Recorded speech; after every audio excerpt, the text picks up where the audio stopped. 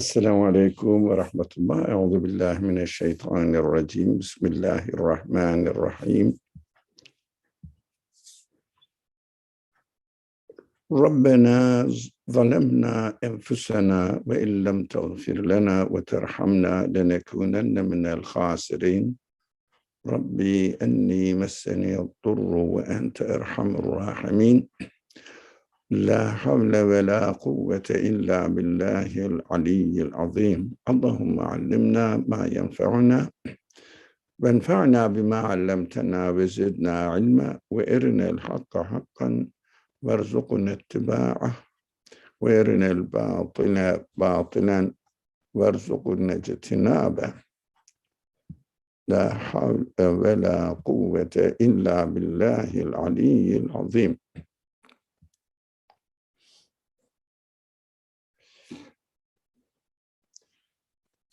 We have been studying the section Qamar. This section was revealed during the 5th year of the mission.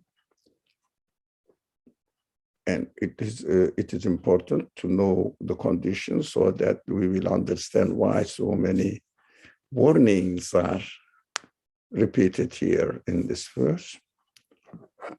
Now we went through all these verses very quickly.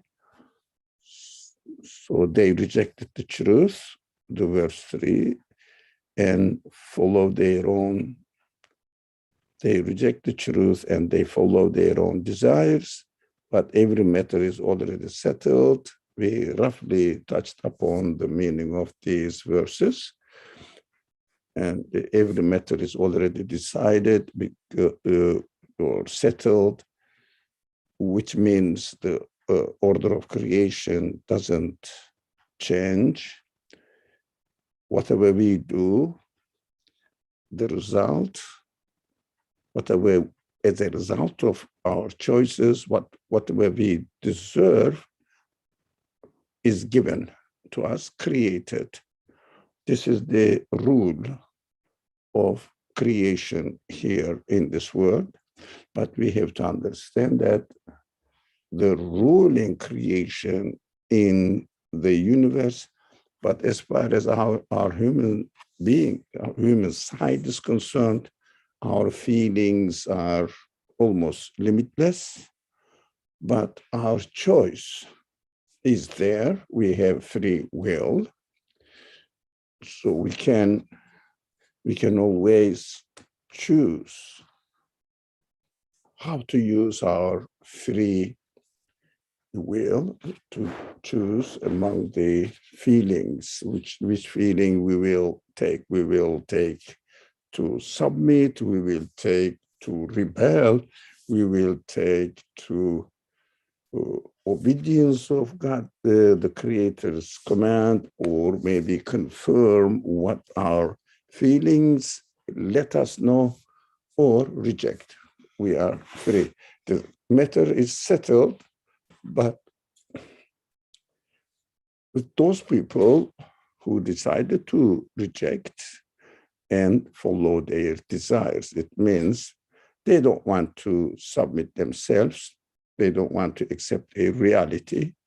So what they have to do, they have to then suffer the consequence of their choices. Because why is it so? Because if we choose something wrong, and if the Creator doesn't warn us, what we have chosen was harmful for us, then we wouldn't realize whether we are doing something right or wrong. So it is within the wisdom of the creation or Creator that if we do something right, we have to feel the reward in it. So it will be an encouragement. If we do something wrong, we need to feel the pain in it. So it will be a discouragement. This is just mercy, favor of the Creator.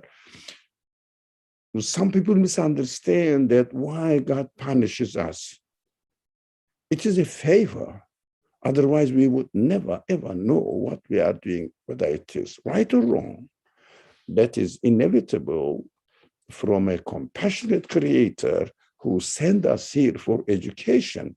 If we want to be educated, if we accept that we are being educated here in order to get ready to receive the manifestations of our Creator's qualities, which are infinite.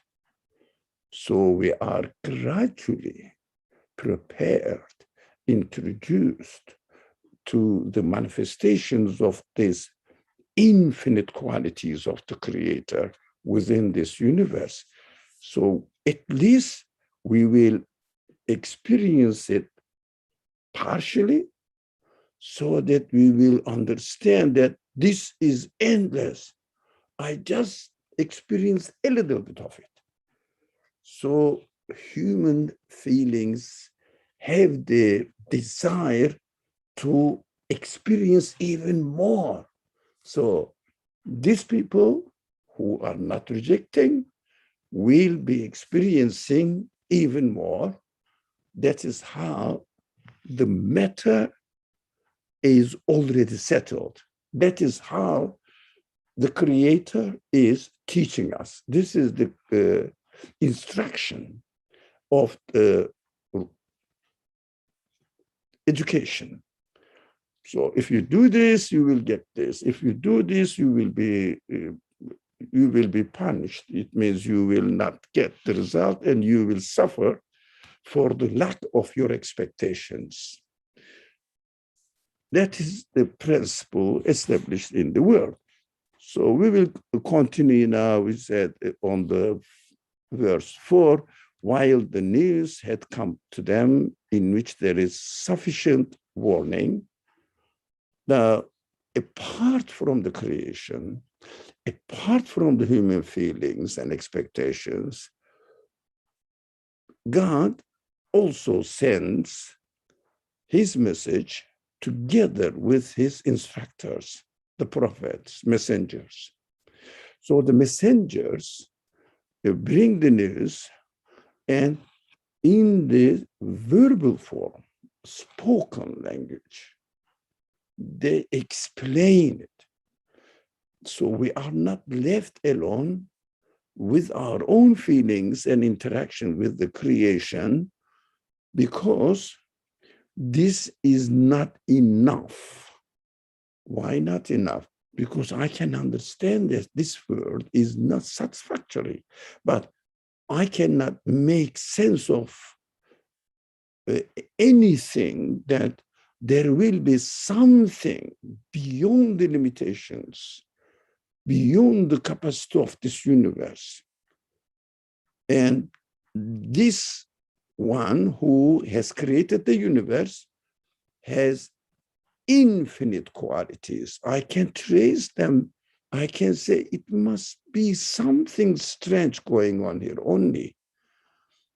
So the mind is ready as soon as the message comes from the Creator explaining that he is the one, a conscious being, created all this, and then I can easily confirm it now if I have the intention to submit myself to the truth. So there is a sufficient warning in the teachings of the message brought to us through the prophets. And the prophetic teaching is so clear. We are reading it, we understand, clearly stated. If you accept your reality and submit yourself to your reality, if you are not disobedient, if you are not obstinate, you can easily understand and confirm it. But you have the option to reject it, but rejecting has its cost of pain. Accepting has its reward of joy, pleasure, enjoyment within ourselves. And also, message verbally explains it. You will feel it, it says. And we are experiencing it. Let's move faster. This Quran is profound. I'm reading the verse 5. This Quran is profound in wisdom, but warnings are of no benefit to the one who decides not to believe them. We discussed on it in great details. If someone decides already that I'm not going to accept anyone superior on me, I'm not going to put myself in the position to be submitted to any superior, anybody or anything superior to my position. I want to do whatever I want here in this world without considering the consequence of my life. Human beings can do that. If somebody decides this, he has already made up his mind. We discussed this, I think in great details. If someone has already decided that I'm not going to submit, then this person, whatever the evidence you bring, he wouldn't accept it, because he has already decided not to accept anything. So it is obvious that we have to have an open-mindedness. We shouldn't condition ourselves. We just said we shouldn't condition ourselves in both senses. One is to deny whatever the reality is out there, so that I won't submit myself to a superior position. Another one is, again, closed-mindedness. I am a Christian. I believe Christianity is Jesus-oriented religion. Judaism is race, children of Israel oriented religion. Islam is God-oriented religion. Although the other religions believe in God, but what is in the pivot of their religion? For example, Christianity turns around, revolves around the importance of Jesus and his sufferings. And in Judaism, the importance of the children of Israel and their promised land, and their being superior race in the world as the ones who are appointed to bring pleasurous life in the world under their leadership. That's what the religion is revolving around. In Islam, the Quranic teaching, religion revolves, or the religious life revolves around oneness of God. So Islam is God-oriented religion. If someone decides that, oh, I am a Muslim, so I have to believe in God, then this is also closed-mindedness, because Quran brings evidence, offers evidence to us in order to reason and come to a conclusion. So we are expected to reason.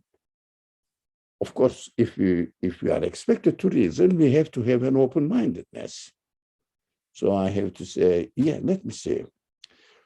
Yeah, it says there is an absolute creator, otherwise you cannot explain the universe. I try to explain the universe, the existence of the universe, the qualities in the universe, all the varieties of the creatures in the universe.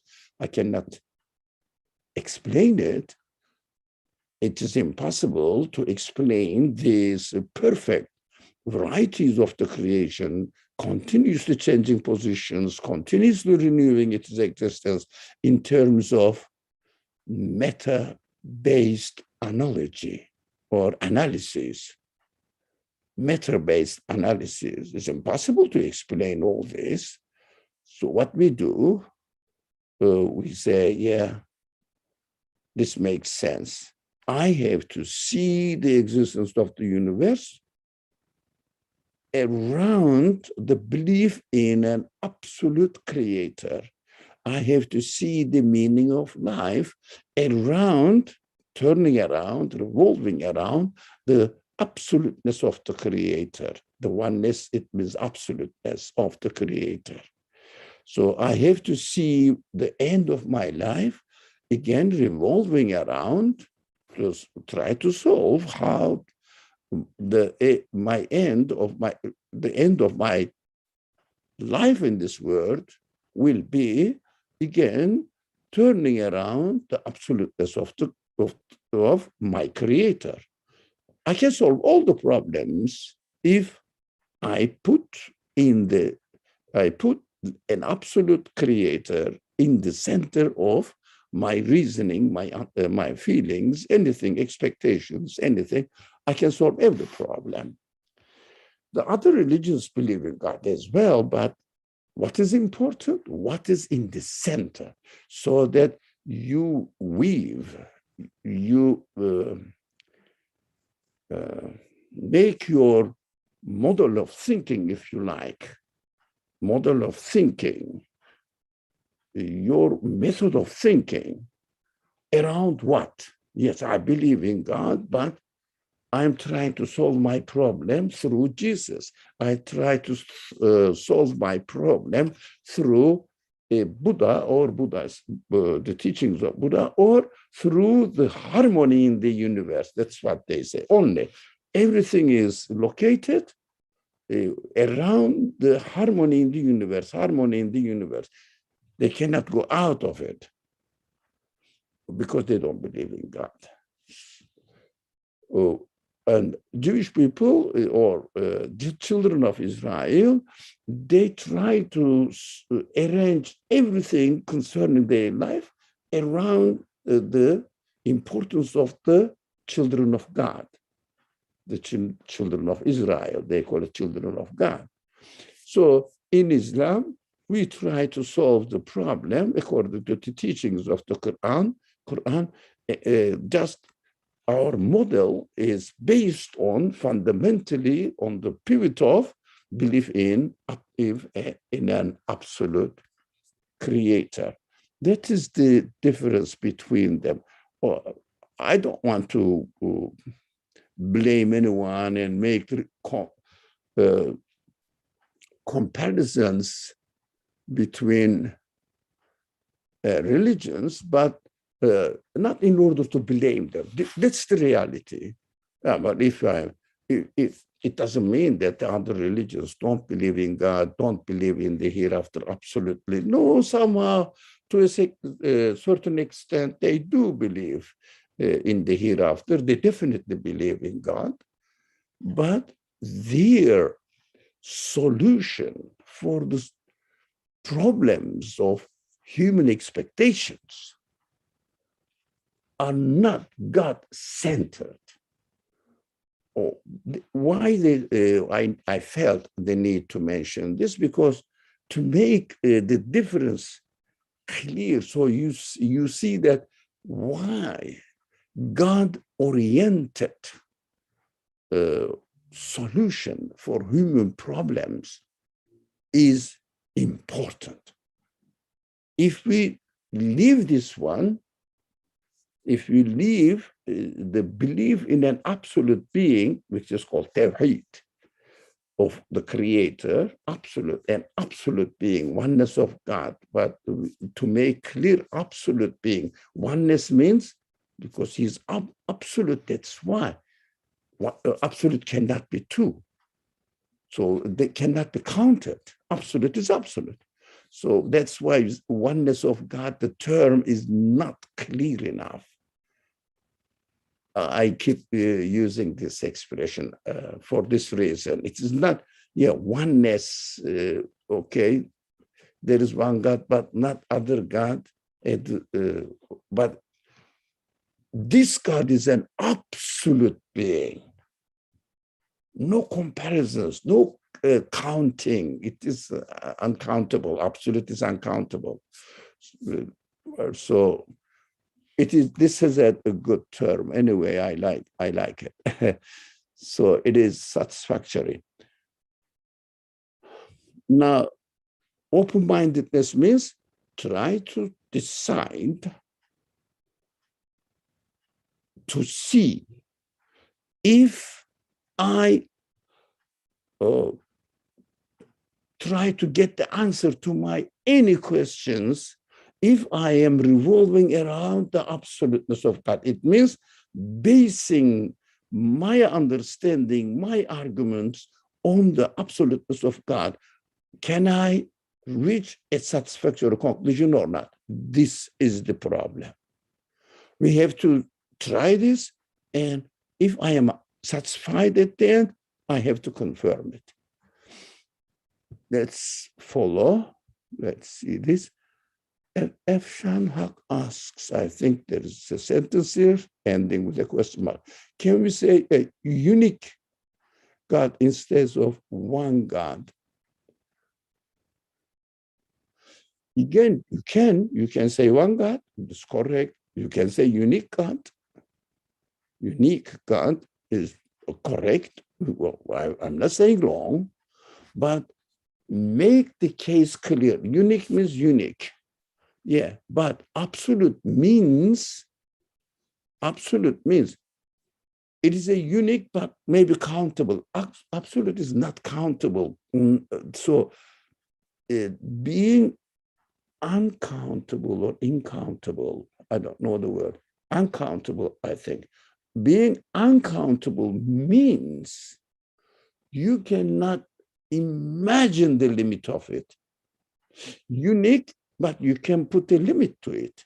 It is unique. For example, let's say that I have something here, that my glass, water glass is unique. It means there's no peer for it. But it doesn't mean that it is infinite. But absolute covers all of them. That's my preference. Think about it. They are not wrong, but not sufficient enough really to explain everything that we want to say with one word. So let's read this verse again. Look at all the signs in the heavens and the earth. All the proofs and all the warnings can never help people who decided to disbelieve. That is what we have been studying. If someone decides that I'm not going to believe in an absolute being, then all the signs in the heavens and in the earth, all the verbal explanations of the prophetic messages cannot help them because it's already blocked. Yeah, I mean, if you, there's a saying, isn't there in English, saying that you cannot make a person who doesn't want to see, you cannot make him see anything because he doesn't want to see. However, you light you put, whatever you do, if he decides not to see, you cannot make him see. He doesn't. But even he or she may look at it, but doesn't see what it is. Just looks at it, doesn't make any sense for him, for this person. So we have to be very careful to be open-minded. We discussed that, touched upon it earlier on. So let's continue now. So turn away from them. I mean, they decided not to believe, and they decided to reject, and just turn away from them. Don't waste your time. The day the caller calls to something that the mind cannot conceive, so they will expect, they will face the day, which is traditionally understood, the hereafter, next creation. Of course, that's correct. next creation, they will understand that, oh, I never ever imagined that this kind of creation will be realized. The mind cannot conceive it. In this world, we cannot conceive exactly what the next creation will be, how the next creation will be. But at the same time, because we cannot conceive how it is going to be, doesn't make us not to believe in it. I understand, again, come to the term absolute creator. So we will think about it. If the creator is an absolute being, it must be so, otherwise I cannot explain the existence of this universe, existence of my being, existence of my feelings. I cannot. If anybody says I can, let me prove it. No, I can't. It is impossible. We keep saying this, that matter cannot be the source of existence. And in this world, if matter is not the source of existence, what else can be the source of existence within this universe? Because the fundamental element of this universe is nothing but matter. The rest of the laws of etc., the order, how the matter is arranged by something else. Matter cannot arrange it itself, but how the matter is arranged, it's arranged within an order. We call it, this is the order, because this arrangement is so perfectly working. We observe it and we say there is a principle, there is a conscious order in the universe. It means this conscious, it is coming from a conscious being, arranged by a conscious being. So this conscious being is arranging it. That is how we call it. Otherwise, we have to remember this, although it is often repeated in our classes, but it is worth it. We have to keep reminding ourselves.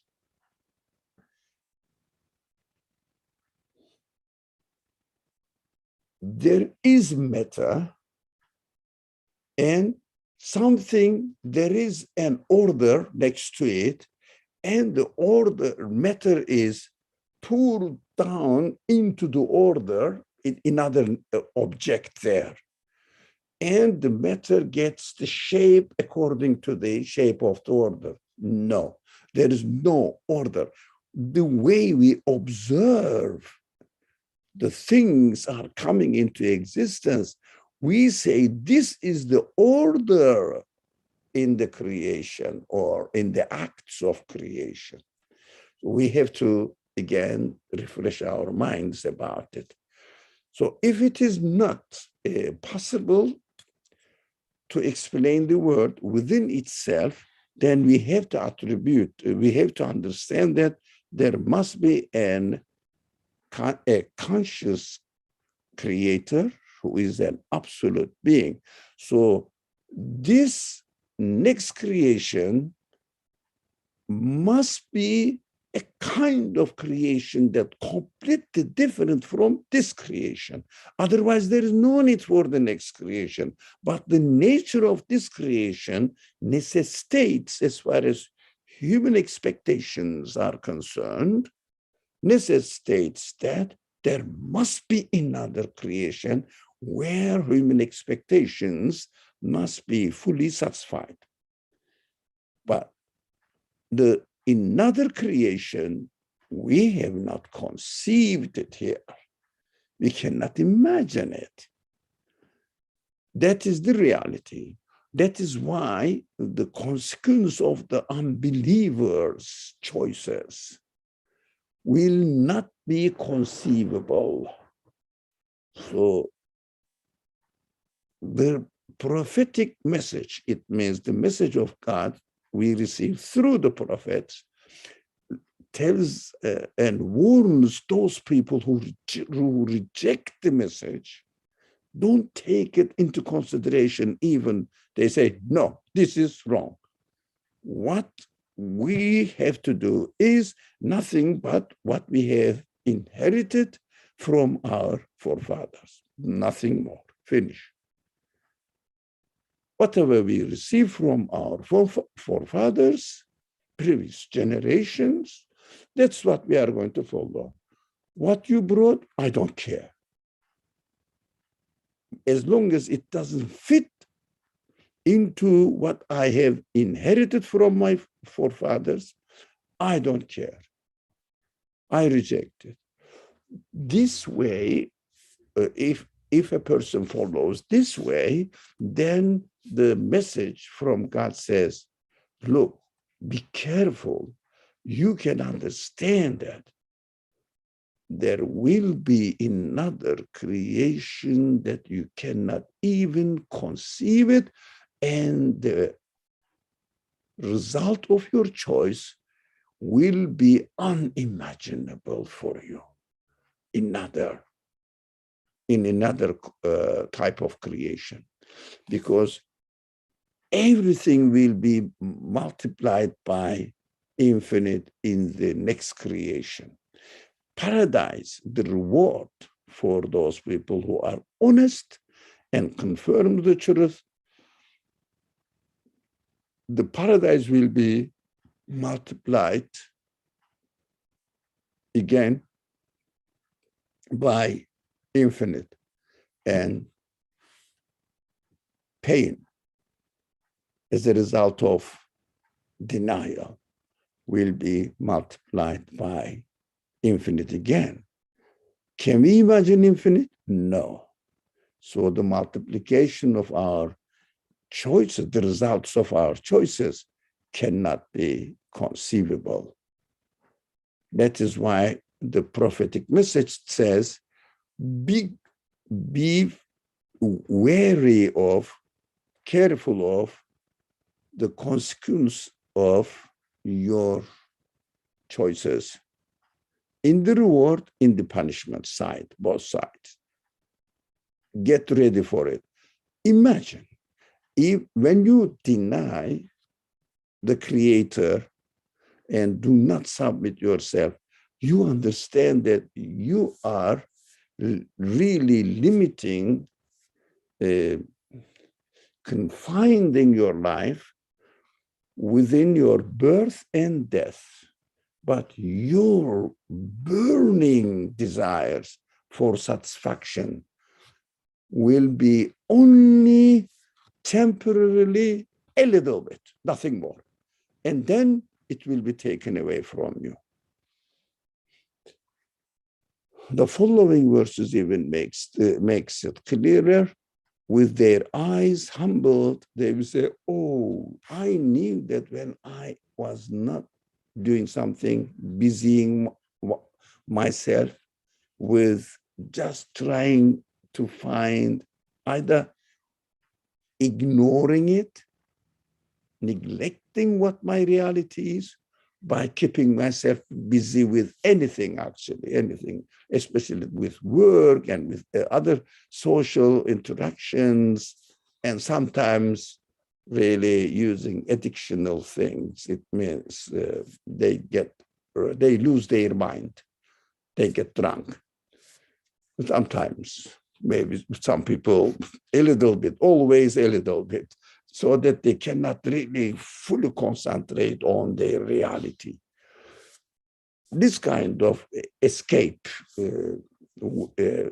ways of escaping from their reality, people use the means.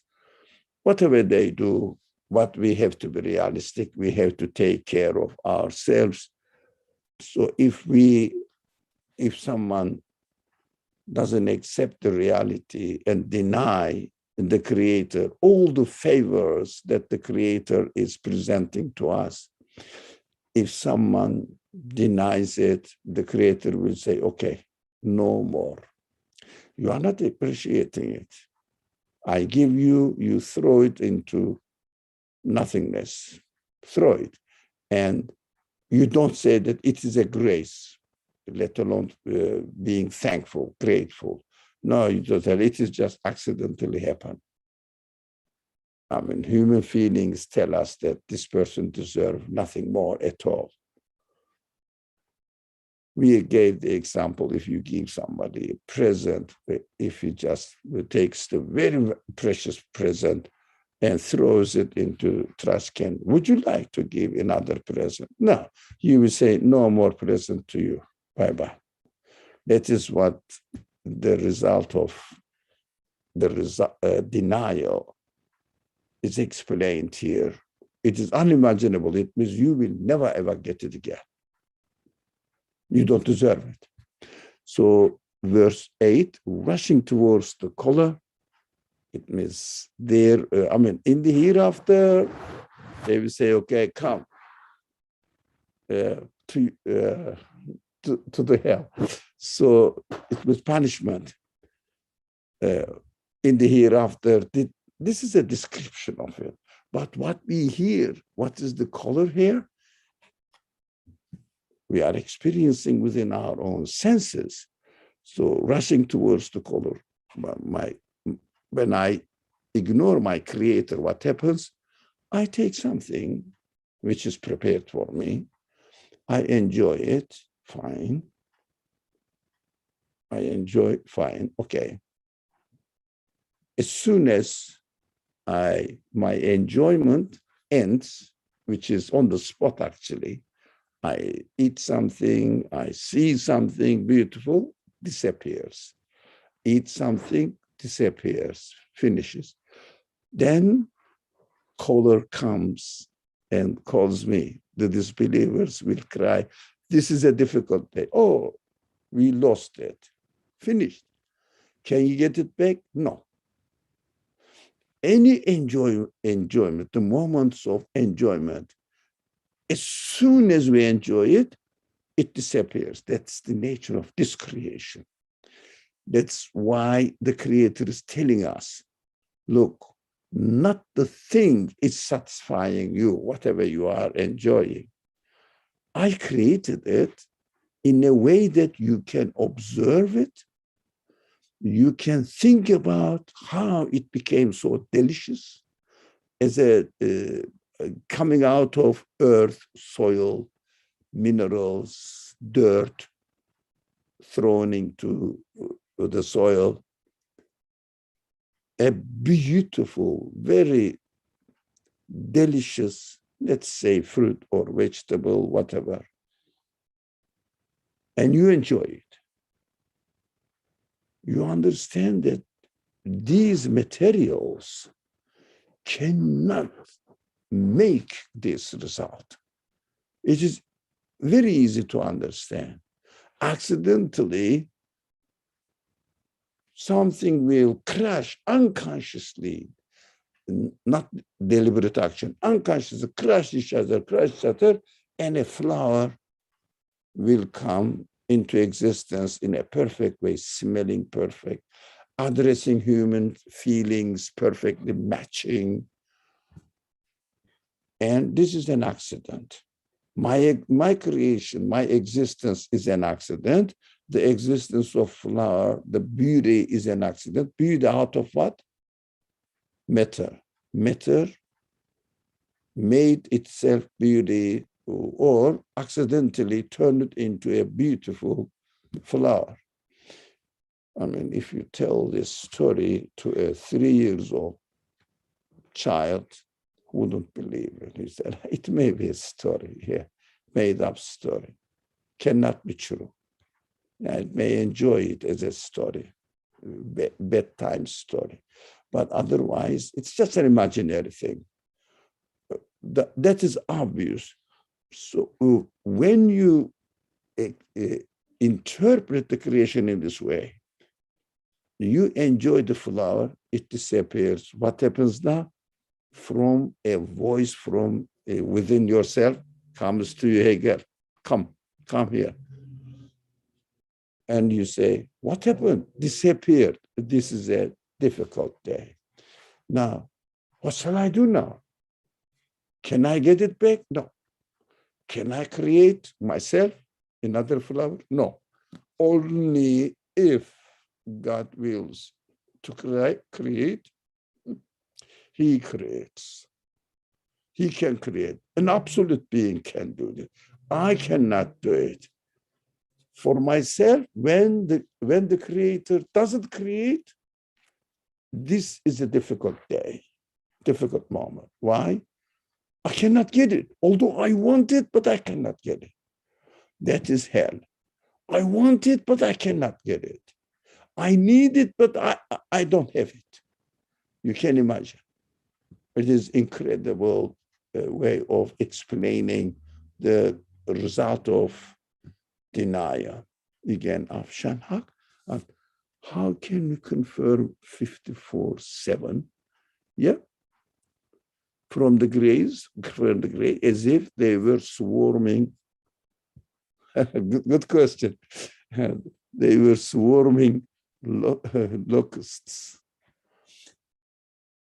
Now, this is actually, I missed it. I just jumped to verse 7. Now, let's assume that I don't believe in the creator, and I assume that the things, however it happened, and I just enjoy myself. That's it. I don't accept any superior being who is really giving existence to us, and we are responsible to him. No, I don't want to get engaged into this kind of relationship. I want to be on my own. All right. But the reality of this universe is, the creation is transient. If it wasn't transient, it would be no problem. But the reality is out there. I wouldn't say unfortunately for the ego, but fortunately for human mind, human intellect, human feelings, that the world is transient, so that we can comfortably understand the reality. So unfortunately for the ego, they cannot keep anything. For example, if I taste something and disappears, I am in despair. It's gone. I love to eat this, but my stomach is full, finished. And as soon as I swallow it, taste is gone. So these people understand that not only they themselves are suffering, their family members are suffering of the loss of the enjoyment. It is transient. The other human beings are suffering in their eyes, in their minds.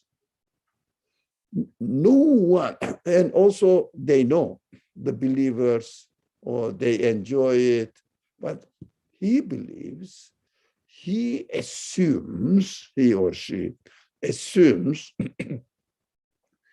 they are cheating themselves.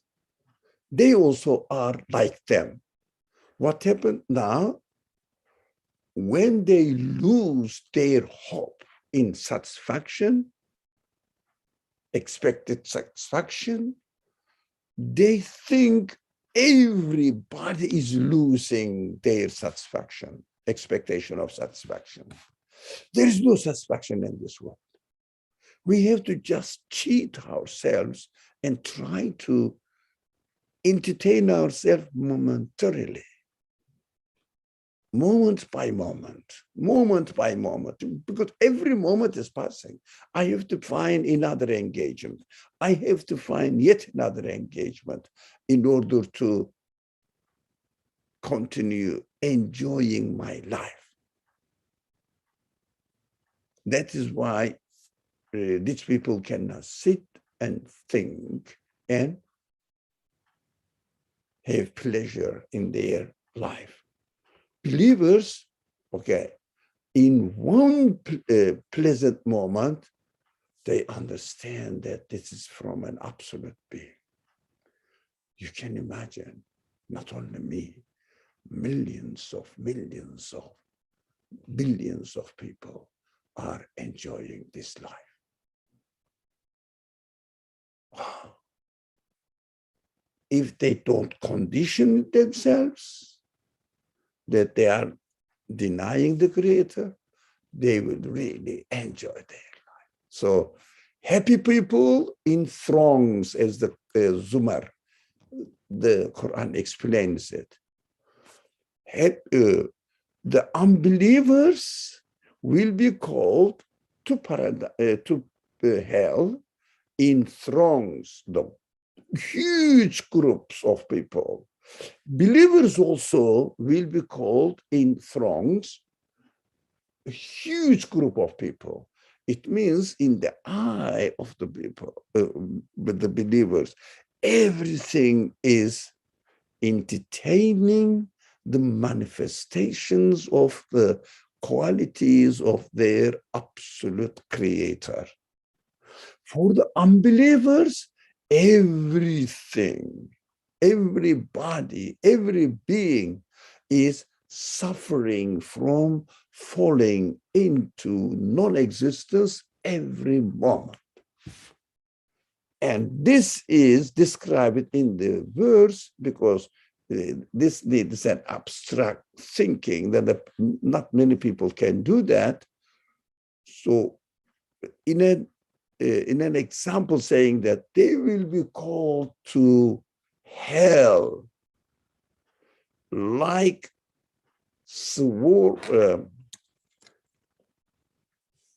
swarming locusts together with other people, because in their understanding, they don't say, I don't enjoy my life, but those people are truly enjoying their life. And then this person is a believer. He will enjoy it as well. He thinks that the others also suffering like him. So in groups, that's why the Quran always describes the gives a picture of the hereafter in terms of hashr, gatherings of people, getting together, huge numbers of human beings gathered in a area, in a field, in a large land, all of them at the same time. Because however I decide the life for myself, I think everything in the universe is in the same situation, because I see the world within my own mirror. That's what we have to understand, the Quranic description. The Quran makes everything very simple and in a way that we can imagine. But as you ask the question, it's the right question, actually. When you ask the question, everybody asks this question, because I see the world like this, whatever the perspective I have, and accordingly, everything will be experiencing the same thing, especially conscious beings. But in the Quranic teaching, the angelic side of inanimate beings also entertain the enjoyment of declaring the qualities of their Creator. Sorry. I don't know whether it is helpful or not. Now, let's go a bit fast. Verse 9, before them, the people of Noah rejected the truth. They rejected our servant, saying, "Oh, madman." And Noah was rebuked. Yep.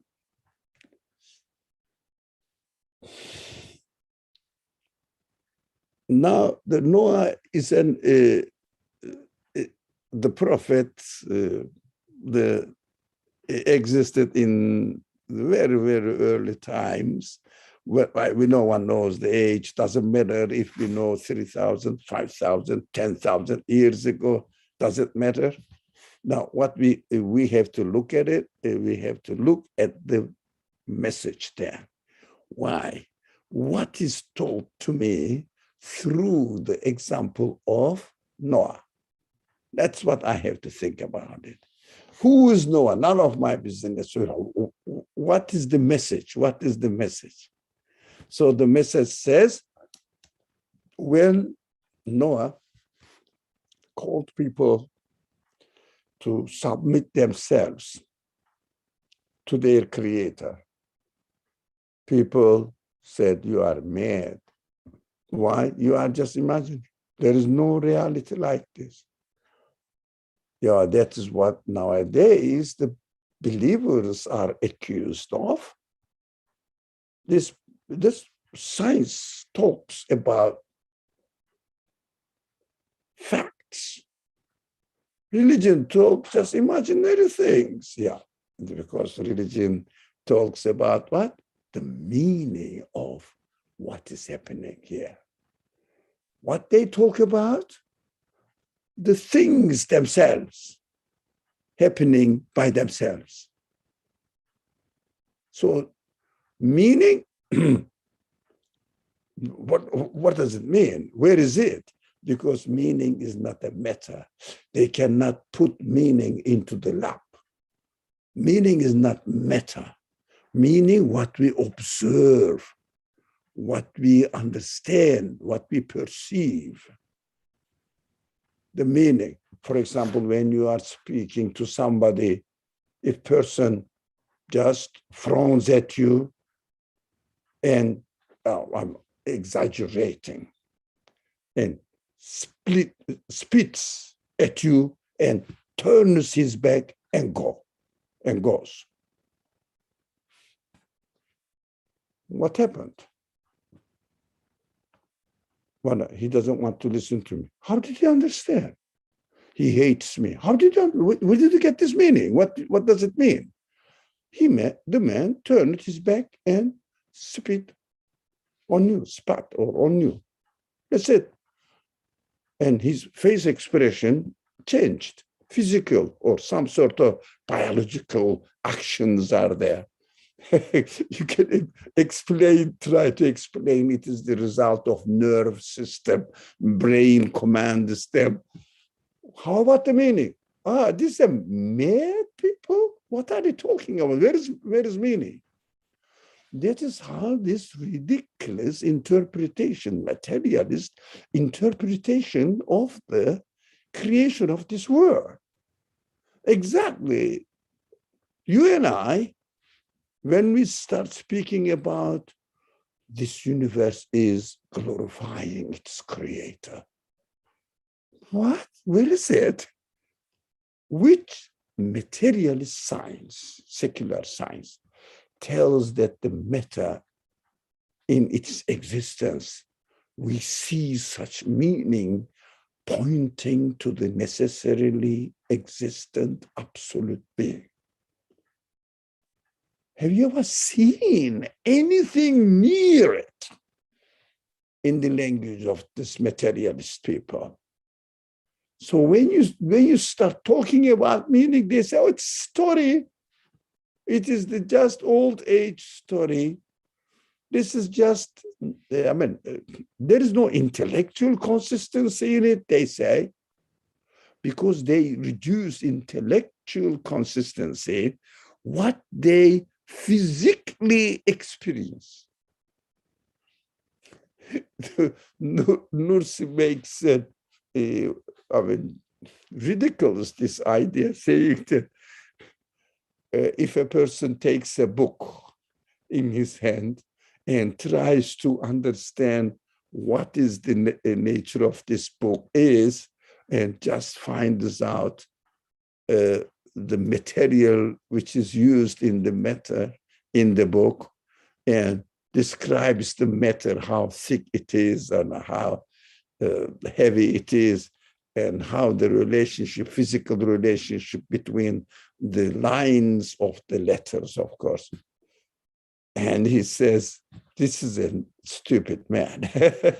So for this man, if one says, this is a book, you can read the meaning.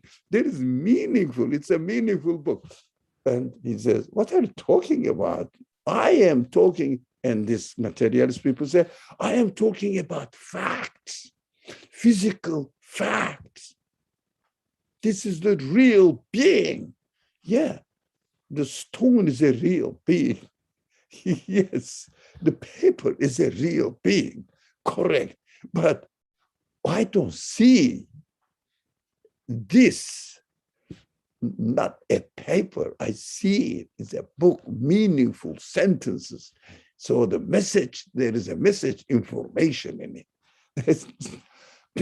So they call the believers as madmen. Okay, let's go, but the time is getting closer. And Noah was rebuked. Of course, they just made mockery out of him. And so, I mean, that's what they do. For the believing people, they do the same thing.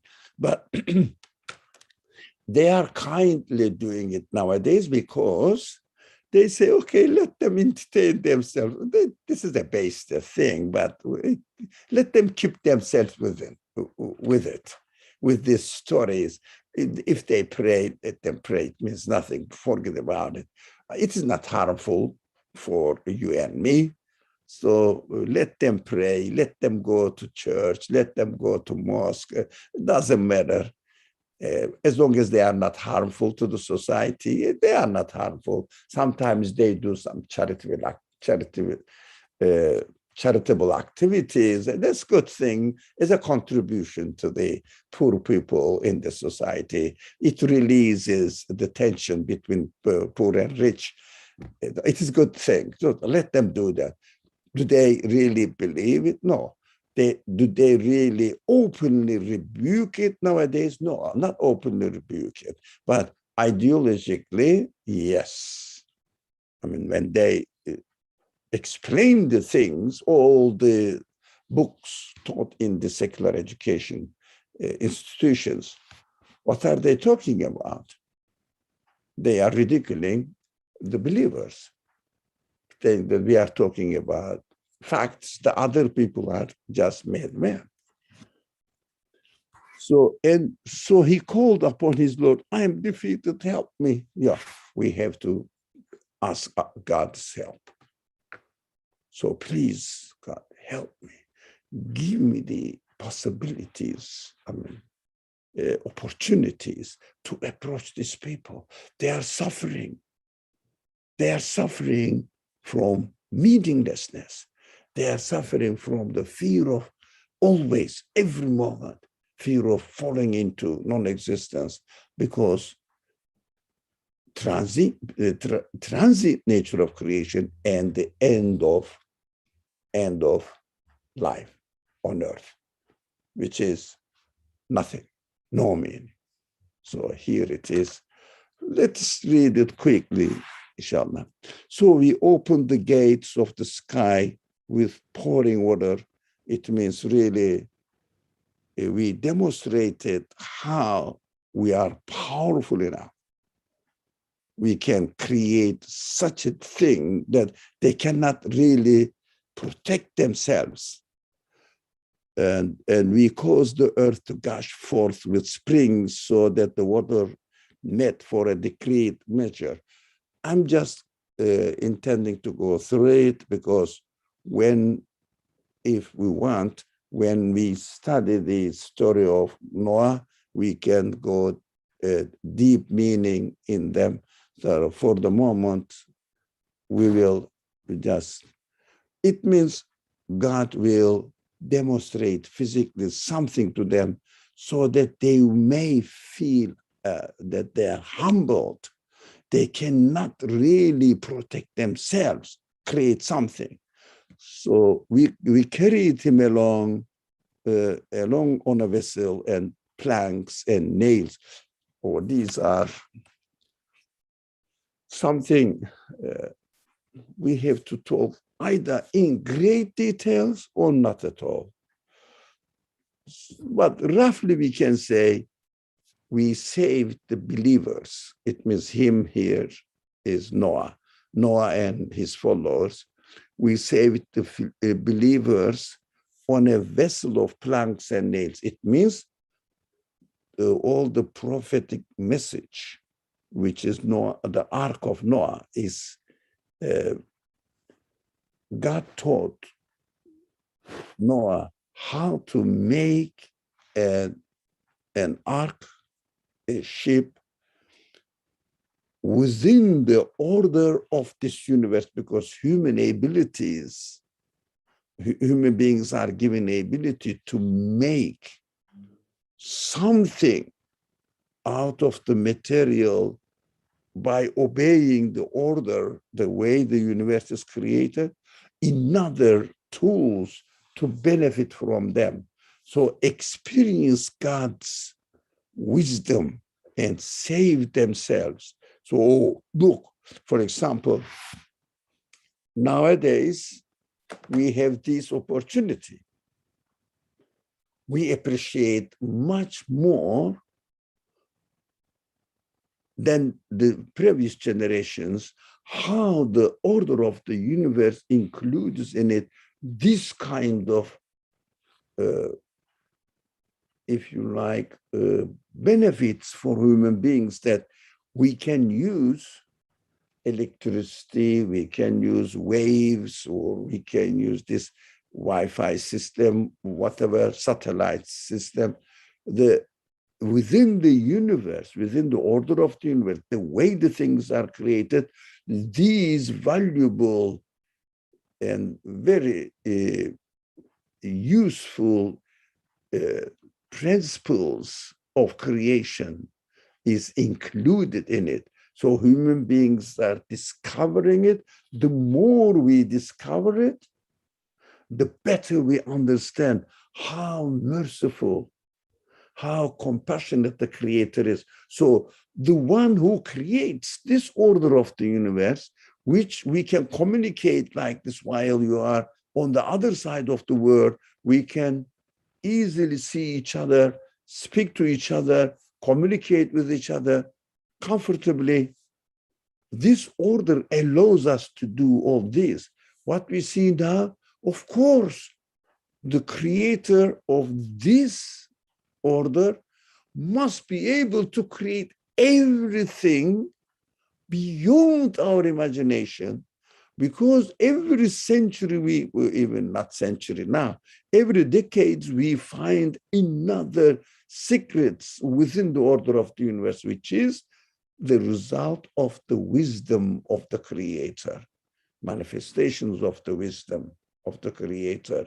So how wise he is. Can you imagine? He describes paradise. Those descriptions are wonderful in the Qur'an, but almost nothing in reality. We will be all surprised, inshallah. Inshallah. So the Qur'an says, look, we taught Noah how to make the ark, how to make the ship. So he made the ship by obeying the order of the universe, this vessel of planks and nails.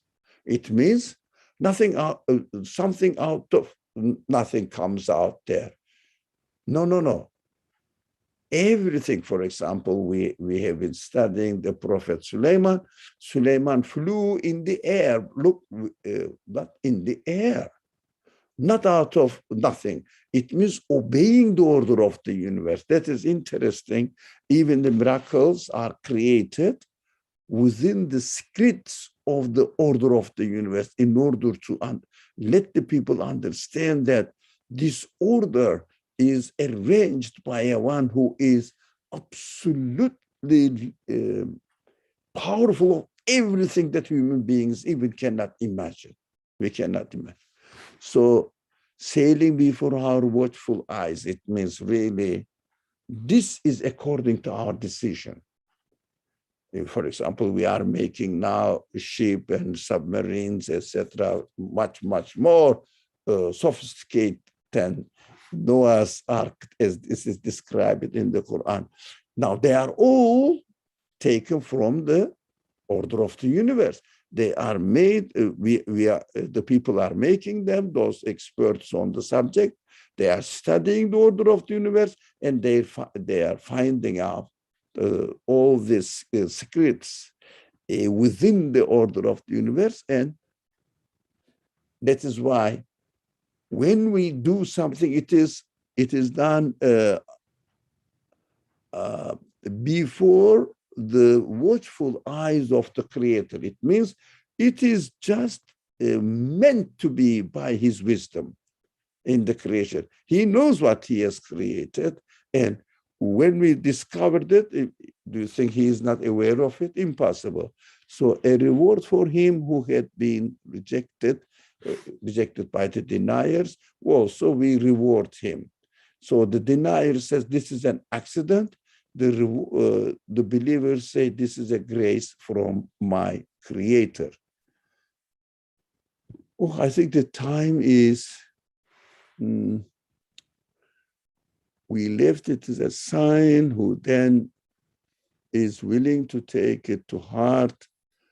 I mean, again, either we have to study in great detail, but we may study this, the life story of Noah as described in the Quran, and we can discuss them in great details from another perspective. So we cannot go into that perspective here now. Okay, inshallah, we will stop here and we will continue next Monday, inshallah. Let me see in the chat box, Efshan Haq again. So it seems like the vessel represents belief. Yes, saying about the calamity of non-belief. Yeah, that is what real meaning within this story. But it is related here. That is what we have to study the life of Noah in our Wednesday discussions, and then we will go there. Of course, the vessel represents belief. It means understanding that everything is under the watchful eye of God. It means observance of God. Nothing happens in this world without the knowledge of God. Yeah, absolutely. This understanding secures the life of the people. Absolutely correct. But in this context, I think we cannot go into that much details. Inshallah, let's see. Assalamu alaikum. Bismillah ar-Rahman ar-Rahim. Subhanaka la ilma lana illa ma 'allamtana innaka antal alimul hakim. Wa akhiru da'wahum anil hamdulillahi rabbil alamin bi hurmati sirri surati al-Fatiha. Allahumma salli wa ala ali